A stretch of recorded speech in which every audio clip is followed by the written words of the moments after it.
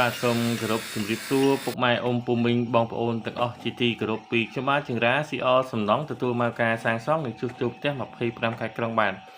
សម្រាប់ថ្ងៃនេះដែរត្រូវជាថ្ងៃអាទិត្យទី12ខែ10ឆ្នាំ2025បាទក្នុងគណៈនេះដែរក្រុមជាងខ្ញុំបាទចាប់ដើមចាក់បេតុងនឹមកបាត់ខាងក្រោមបាទសម្រាប់ការងារផ្ទះនេះដែរមានទំហំ5ម៉ែត្រគុណនឹង9ម៉ែត្របាទប្រក់ស័ង្កសីគៀបស្នោប្រសិនបើពុកម៉ែអ៊ំពូមីងបងប្អូនទាំងអស់មានចំណាប់អារម្មណ៍សាងសង់ឬជួសជុលផ្ទះបាទតូចធំក្តី25ខែក្រុងអាចតាក់ទងមកខាងខ្ញុំបាទបានជាងរាស៊ីអសំណងទទួលមកការសាងសង់និងជួសជុលផ្ទះ25ខែក្រុងបាទដល់ជូនពុកម៉ែអ៊ំពូមីងបងប្អូនទាំងអស់នៅទំនុកចិត្តគុណភាពសំណងច្បាស់លាស់និងតម្លៃសមរម្យបាទសូមគោរពអញ្ជើញពុកម៉ែអ៊ំពូមីងបងប្អូនទាំងអស់ទស្សនាវីដេអូសកម្មភាពក្រុមជាងខ្ញុំដូចតទៅបាទហើយជាចុងក្រោយក៏សូមជូនពរពុកម៉ែអ៊ំពូមីងបងប្អូនទាំងអស់មានសុខភាពល្អមានសុភមង្គលរកស៊ីទទួលទានមានបានគ្រប់គ្នាបាទសូមអរគុណច្រើន